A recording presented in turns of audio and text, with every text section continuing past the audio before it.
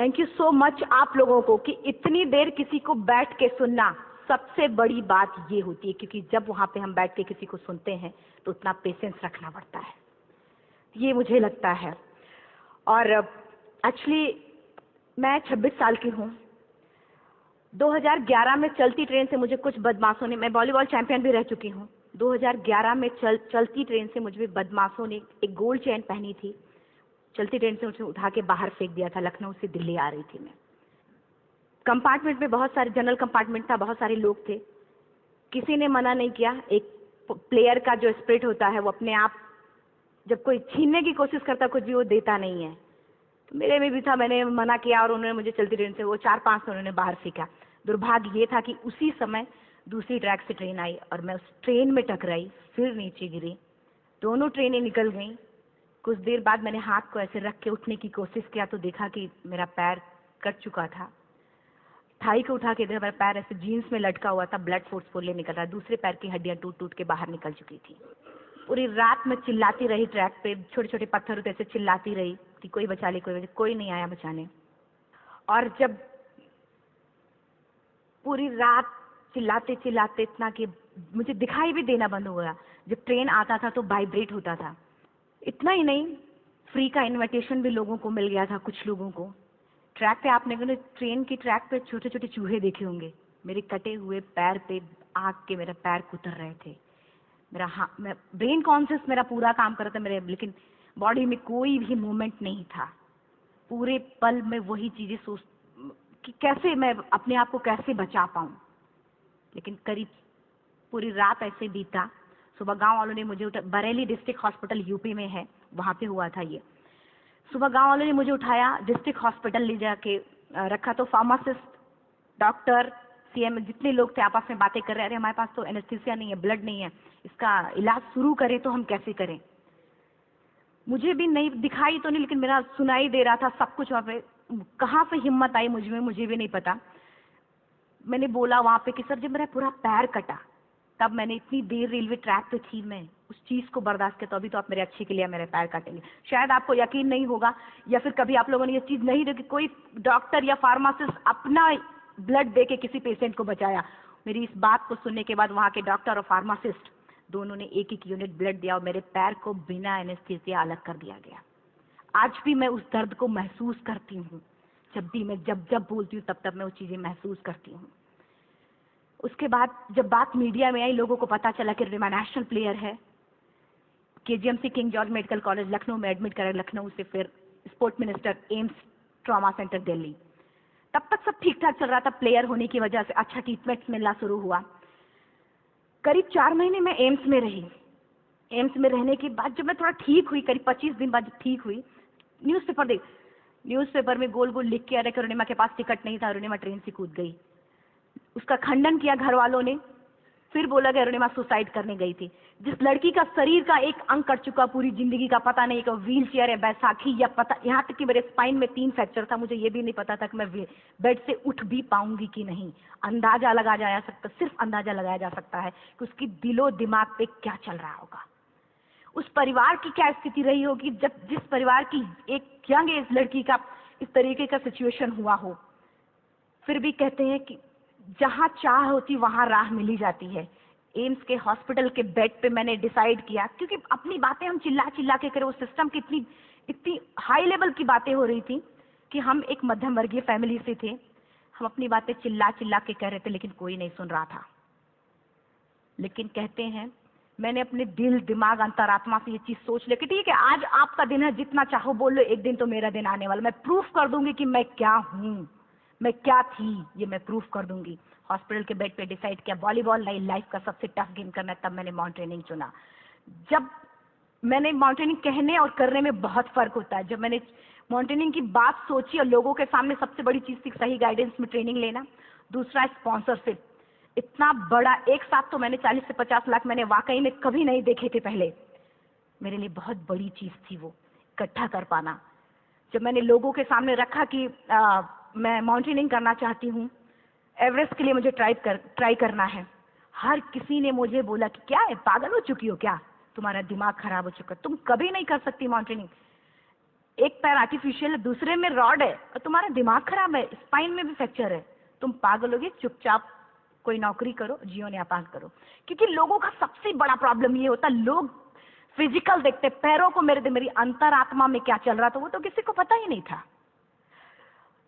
मुझे लगता है कि आज यहाँ पे मैं भी सुबह से देख रही हूँ, इतने अच्छी अच्छी चीजें मैंने सीखी यहाँ पे। बहुत बड़े बड़े स्पीकर को शायद आप लोगों ने भी आज मैं भी आपको यहाँ पे कि चाहे जितना मोटिवेट करूं, चाहे जितना चीजें मैं बताऊं, लेकिन मुझे लगता है सबसे बड़ा मोटिवेटर कौन होता, आप खुद। जिस दिन किसी भी लक्ष्य के प्रति आपकी अंतरात्मा जाग गई, आपको कोई नहीं रोक सकता उस लक्ष्य को पाने में। ये मैं किताब से बातें नहीं बोल रही हूँ, ये मैं एक एक पल मैंने वो, ये मैं कोई भी किताब की बातें नहीं, एक एक पल आज जो मेरा 26 साल का एक्सपीरियंस है वो मैं बता रही हूँ सिर्फ आपको। उसके बाद किसी तरीके से मैनेज किया मैंने। भाई साहब, मेरा परिवार मेरा बैकबोन था। परिवार ने मुझे, भाई साहब ने मुझे कहा कि मैडम बछेंद्री पाल जिन्होंने 1984 में एवरेस्ट समिट किया, उनसे मिलते हैं, वो जरूर कुछ ना कुछ करेंगे। हॉस्पिटल से निकलने के बाद मेरे राइट लेग में स्टिचेस लगी थी। मैंने डायरेक्टली घर जाने की बजाय, जब लोग ये सोचते कि मुझे अपना जीवन यापन कैसे करना है, जब लोग ये सोचते हैं कि मुझे अपनी जिंदगी के, मेरे दिमाग में सिर्फ दो चीजें चल रही थी, मुझे इनका जवाब कैसे देना है और एवरेस्ट समिट कैसे करना है। फर्स्ट तुरंत गए बछेंद्री मैम के पास, जब मिले, मैम ने फर्स्ट टाइम जब मुझे देखा तो उन्होंने कहा, अरुणिमा, उनकी आंखों में आंसू आ गए। उन्होंने बोला, अरुणिमा, तूने ऐसी हालात में एवरेस्ट जैसे दुरूह पहाड़ के बारे में सोचा तो तूने अपने अंदर तो एवरेस्ट फतह कर लिया, अब तो सिर्फ लोगों के लिए। मेरे परिवार को छोड़ के बाहर की पहली ऐसी महिला थी जिन्होंने मुझ पे भरोसा किया था कि हाँ अरुणिमा, तुम कर सकती हो। मेरे लिए वही बहुत बड़ी चीज थी। प्लानिंग भी कर ली, मैम भी मिल गई, सब हो गया, लेकिन जब उतरते हैं फील्ड में तब पता चलता कि हम क्या हैं। रोड हेड से मैं पहुंच गई। मैडम ने कहा कि ठीक है, तुम्हारे कहने, तुम्हारे सोचने से कुछ नहीं होगा, अरुणिमा, प्रूफ करो कि कर सकती हो। मैंने कहा बस एक मौका चाहिए मुझे।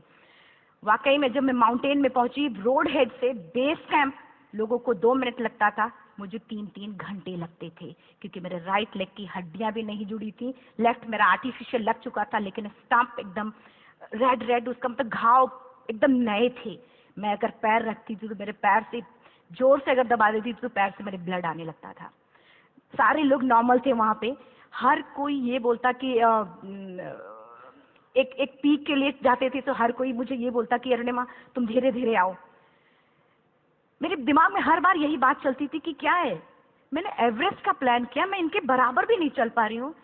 खुद से संकल्प लिया कि कोई बात नहीं, एक दिन ऐसा आएगा कि मैं इनसे पहले जाऊंगी।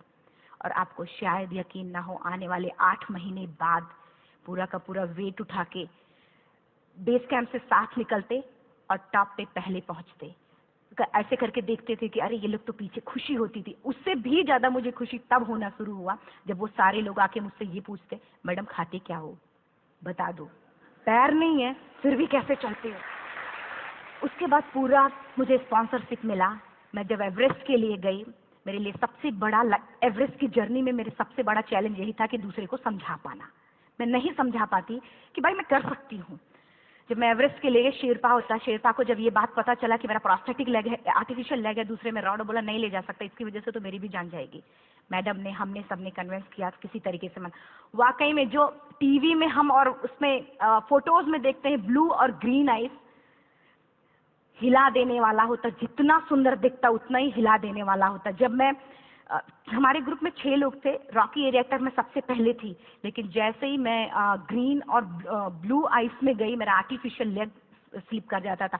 फ्रंट पॉइंटिंग से, जब मैं फ्रंट क्रैम्पोन से फ्रंट पॉइंटिंग मारती थी, लेफ्ट से पेन होता था तब भी करते, लेकिन आर्टिफिशियल जैसे फ्रंट पॉइंटिंग मूव हो जाता, मेरा पैर ही मूव हो जाता था। शेरपा मुझे बोला नहीं हो सकता अरुणिमा, जबरदस्ती मत करो। मैंने कहा कुछ नहीं, ये मेरा पैर है, मैं जानती हूँ कैसे चलेगा। फाइनली 1, 2 बार, 3 बार करने, 4 बार, 5 बार होल्ड हो जाता था। आइस थोड़ा टूट के निकलता था तो मैं वहां पैर रख के जाती थी।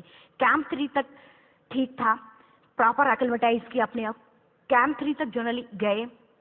बात जब कैंप 3 के ऊपर की होती है, साउथ कोल समिट, अच्छे माउंटेनियर, अच्छे दिलेर के हौसले धरे के धरे तब रह जाते हैं जब अपनी आंखों के सामने किसी को मरता देखता है, और दिमाग में बात, जब जिसको डिसीजन मेकिंग, और जब दिमाग में बातें जब ये आने लगती हैं कि अरे जिस चीज के लिए हम जा रहे हैं उसी चीज के लिए आदमी मर रहा है, इसी चीज के लोग लिए मर चुके हैं। रात में क्लाइंबिंग, ज्यादा से ज्यादा माउंटेनिंग रात में की जाती है क्योंकि वेदर शांत होता है। जब मैं रात में निकली साउथ कोल से, कैंप 4 से, मेरी हेडलाइट जिधर ही हेडलाइट जा रही थी उधर ही डेड बॉडीज मुझे नजर आ रही थी। मेरे रोंगटे खड़े हो रहे थे, मुझे समझ में नहीं आ रहा था कि मैं करूं तो क्या करूं। इतना ही नहीं, मैं जिस रोप में थी उसी रोप में जब मैं आगे जा रही हूँ और एक बांग्लादेशी, उनका हाथ हल्का हल्का ऐसे हिल रहा, मुंह से आवाज आ रही थी। मैं एक्सप्लेन नहीं कर सकती मुझे कितना डर लग रहा था। बार बार ये बार बार मन में आती, इसका ऑक्सीजन खत्म हुआ है, ये मर चुका है लास्ट सिचुएशन में, और हम कुछ नहीं कर पा रहे हैं, क्या करें। उसके बाद मैंने 10 से 15 मिनट सिर्फ मैं वहां खड़ी रही। मैंने सिर्फ इतना बोला कि अगर आप सभी में से सभी ने एवरेस्ट सबमिट कर लिया तब तो ठीक है, अगर नहीं सबमिट किया है मैं सबके लिए एवरेस्ट सबमिट करूंगी और जिंदा वापस जाऊंगी।